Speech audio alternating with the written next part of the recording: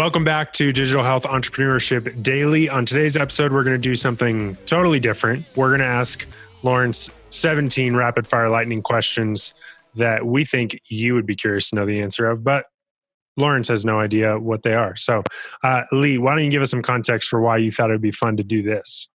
Yeah, I just thought it would be just sort of bizarre. It's always fascinating when people get really put on the spot with a question. So, Laurence, some of these will be yes/no questions. Others will be, would you do this or that? Now, many of these questions don't really have a right answer, but don't worry about it. Just answer them just playfully. Some will be skip. Skip, yep, probably. Yeah, just treat it like a metaphorical gun is pointing to your head and you have to pick. So let's be playful. I would try. Yep, here's number one. Yes or no? Should a startup encourage people to have corny job titles like Chief Inspiration Officer, Chief Happiness Officer, Brand Warrior, Marketing Rockstar? No. Cool. Seth. All right. Next question. What is more important, a CEO having a lot of money in the bank or a CEO being able to raise a lot of money? Being able to raise a lot of money. Why? Okay. Because if you can always get more of it, then it doesn't matter how much is in the bank. I like it. Fair enough. All right, a podcasting question. What should a CEO of a startup focus more on? How many YouTube subscribers they have of their video episodes, or how many downloads of their podcasts there are via Spotify, Stitcher, Apple Podcasts, etc.? I think that's a question you should answer. All right. I think YouTube increasingly. Seth has these brilliant ideas about how YouTube is regularly providing benefits for company, whereas Stitcher and all the other sort of radio apps they just YouTube is king of social media platforms because even if we have 1 million subscribers to this podcast, we're not going to know that because you can't know how many subscribers you have for podcasts, which is dumb. But to engage with them, we'd have to go and actually create something and talk to them. On YouTube, if you have videos that are ranking high, you're going to have people watching those videos every single day when they're searching for those terms, whether you like it or not. So yeah, YouTube, because of the search engine optimization, which Laurence, you certainly know about SEO, YouTube is certainly king with that. That is true. All right. What's more important, company culture or company effectiveness? Or I guess you could say productivity. Well, I would say that you're not going to be productive unless you have a good culture. All right. So culture is, this is lame. I can't believe I wrote this, but I did. Yes or no, Laurence? Do you set weekly goals? Yes, but more daily because I try to get everything done in a day that normal people get done in a week. So there you go. Not very cocky at all. Love it. All right. What do you think what's a better quality to hire for? Someone who has a large amount of experience or someone who's super passionate and committed to their work? The second one. Okay. How many years should a startup expect to be unprofitable? Indefinitely. Okay. Teladoc is a public company and they're not profitable. I don't know. There's this obsession with being profitable. My joke is that some of these doctors think we're running like a cupcake shop where we buy the cupcakes for $1 and we sell it for $5. And it's just like, well, yeah, that cupcake shop is not trying to have 10,000 cupcake stores. They're trying to have one. And the reality is that investors reward you for growth, not profitability. Brilliant. Interesting. I mean, not indefinitely, truly, okay, there does come a point, but I mean, half of all the companies that go public are not profitable, and they do it on purpose in many cases because they want to grow. So when you invest in growth, it generally means you're going to be less profitable. Yeah. Yeah, I think that's true. All right. So because when you spend money, that means that you are spending money and your profits for that year are going to be less, but in the long term, your growth is going to be more. Right? I mean, I could fire every employee tomorrow and just start collecting a little bit of revenue. And we'd be profitable tomorrow, but we're not going to grow. Right. Yeah, you'd be profitable for a few days and then out of business in a few more. Right. Or we just trickle along indefinitely, making $100,000 a year. Right. But that's not the goal for you or your investors. So who Right. should have more of a say? Who should have the final say in the color in a company's logo, the CEO or the graphic designer? Well, the CEO should have the final say about everything. Oh, Right. I kind of disagree. I kind of think the CEO should get out of the design shop. Design shop? Is that even a phrase? Well, if the CEO is smart enough, they'll just, say yes to whatever the graphic designer suggests, but you ask who should have the final say. It's true. Okay. What I like about you, Laurence, is that we present you options and we don't involve you in all the decisions, the hundreds of decisions. We give you one or two major decisions about things. I think that's what people who feed up to a CEO should do. Just my theory. Anyway, next question. This is But I definitely say don't talk to me unless I need to make a decision. Yeah. Don't digitally abuse you. Yes. All right, next question. This is definitely not a gotcha question. Definitely. Very kind, loving question. Should husband and wife teams work at the same startup? No, but I'm just kidding. I think it's possible. It depends on the situation. You should definitely not work at the same startup if you're not married. If you are married, then I think it can work as it is working here. Please edit out the part where I said no. You got it. All right. In digital health I companies, was just kidding. You can leave it in, by the way. I was just kidding. You can leave it. It was a joke. I'm Yeah. leaving it in. You Okay. did a good job. You explained yourself. You saved yourself. Yeah. In digital health companies, what is more profitable, having thousands of smaller clients or dozens of larger ones? It depends on the business model. I think that Fruit Street, I just use the investor analogy, lives off of breadcrumbs, which is also something in the, I think it's in The Big Short they talk about. So, I mean, there's both ways. Like sometimes big companies focus on, huge customers and they ignore the small customers. But if you get a lot of small customers, that can be a good business. Yeah.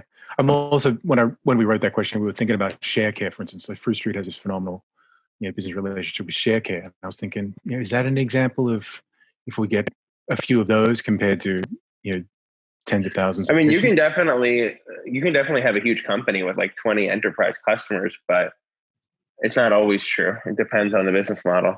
Mm. Right. What should the CEO of a digital health startup pay more attention to? Risks or opportunities? Opportunities. Knew it. Thought so. I should have asked a better question.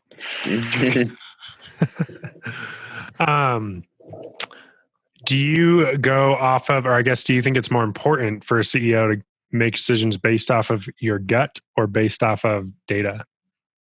Data. All right.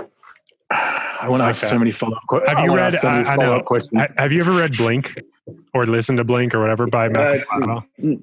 Technically, I have. Okay. I thought that was a fascinating book pretty much it was about how your gut is often correct because our brain is actually, his book supports both answers kind of, because he pretty much says our brain is processing so much data so fastly that oftentimes our gut decision is actually based on data and it's right more often than it's not. It was pretty Those little gnomes in the back of our head are constantly turning those hamster wheels. Yeah, it's pretty much exactly like Inside Out. If we're going to talk about Disney movies again. Disney. I haven't seen that one. I haven't seen all of them, technically. What? Your stock just went down.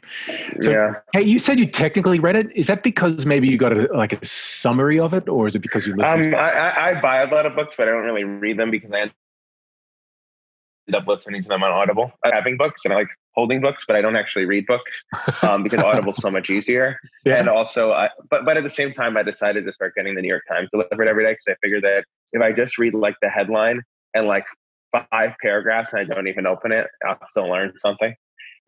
Yeah. Also, with the physical layout on the page, there are intelligent minds deciding like this is ranked more important than that, and the placement of where something is. Right. It's revealing.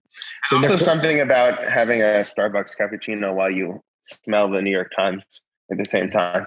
Yeah. You feel like an adult. Yeah. All right, a question about competitor analysis. How much time every week should a CEO of a startup analyze their competitors? Almost none. Do explain. Because typically business fails because of poor internal execution, not because of an external force like a competitor, because most markets are not winner-take-all markets. Most companies fail because of internal crappiness. Now, you said every week, so I don't think you need to do it every week. I think doing it once a quarter or once every 6 months might make sense. Mm-hmm. Yeah. Which that's a popular opinion also with good old Gary Vee. He pretty much says to not think about your competitors, just focus on your own execution. He must have heard that from you, Laurence. I think he did. All right. When should a CEO of a startup hire their first accountant? A few months before tax returns are due, or the first week the company has its first investor? Full-time or part-time? Part-time. Well, they should have a part-time accountant from the first day. And then a full-time accountant when you get so many people that email you about invoices that you have to pay that you get sick of dealing with them. And then that accountant can do accounts payable and receivables for you full-time. Mm-hmm. That sounds very fresh for you. Our accountant's starting on Monday. All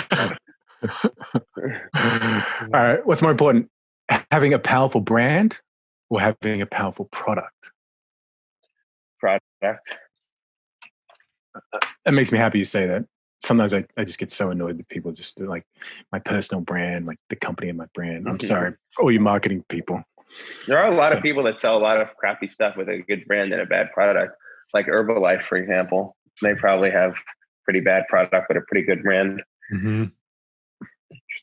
Yeah. Yeah. It's just not going to sustain itself. Like you need, if you're planning, I think you can get like a good spike with marketing and branding, but you won't last. Okay. So do you think that digital health startups should work on white labeling their products? Yes, usually, because you can just find a bigger partner that can distribute it for you, but they usually want it under their brand. Yeah. Cool. All right. Last question. This is for the record. Your answer will be legally binding contract unbreachable. If Fruit Street hits our revenue goals, should Fruit Street take all of its employees to Disneyland? Yes. On the record. The goals are high enough. There we go. Okay. Only with stock. Oh, wait. Only with stockholder and board of directors approval. You slid that in. I don't know if that addendum is going to be on the final version of this podcast. I have to edit that out. I think it's built into Delaware law. I'm not sure, but there is something called the business judgment rule that gives pretty far latitude for corporate executives to make decisions, but most people don't know what that is. All right. Another last question that I just thought of. What do you think about Spotify signing an exclusive deal with the largest podcaster in the world yesterday or 2 days ago? Who is the largest podcaster in the world? Joe Rogan. Don't even know the name, so I guess it's not important. What? Okay, Joe Rogan was the guy who did Fear Factor, and then he's a comedian. And for the last 11 years, he's been doing a podcast, and he generates about 100 million views a month on YouTube, and then about 190 million downloads per month on his podcast. And he just signed a deal, undisclosed amount, but Wall Street Journal estimates that it's worth over 100 million, that all of his content and his library of the last 11 years will only be available on Spotify. So he's pulling all of his stuff off of YouTube and Apple Podcasts, and you will only be able to listen to it on Spotify. So you're saying that I actually keep paying you to produce this podcast? You should. Yes, that is the right answer, Master. Ask me. Thank you. The Master thing is an inside joke that we'll get to later. But so why don't you ask me a question about my new favorite exercise routine? Actually, I was just about to ask you that. Laurence, what is your new favorite exercise routine, please? Well, I have gotten the Map My Run app onto my Apple Watch, and it actually tracks how much you run on your watch, believe it or not. And it is quite exciting compared to running on a treadmill. That's a novel concept. Yeah, it's pretty nice. Pretty nice. Are you going to be excited about that for a couple months or like a week? I think it's going to be like a summer thing. Okay. Nice. That's great. Getting outside, everyone, that is a good idea periodically. And I did read an article that the COVID-19 virus does not spread as quickly outside. Apparently, I'm not sure if that is true. I just saw it on LinkedIn. I've read that as well. Your chances initially, the diffusion from being in a more open environment is going to be a lot greater. So I've read the same thing. So you're good. Excellent. Are you wearing them? Are people wearing masks in New York when they're running right now? Yeah. Some people have it on and they just kind of put it under, and then other people don't. Okay. Yeah. It's like a lot of people put it up there over their mouth, but not over their nose. I'm just thinking. Yeah. I put it in my pocket in case I stop running and I walk by a police officer. I saw a video of somebody that was at the grocery store and she cut a slit in her mask, and there was an opening, and the person, the teller or whatever that was checking out, she's like, "Oh, why'd you cut a hole in it?" And she was like, "It was too hard to breathe. I need to be able to breathe." Actually, I read an article that certain masks, you can actually get your blood oxygen levels lower, and it makes a lot of healthcare workers dizzy. But let's see who's wearing a mask, since we can see New York City. Do we see any masks? There's the World Trade Center. There you go. And I'm sure there's our cameras not. I'm sure we're looking at some masks. But no, it looks like some masks. I think so.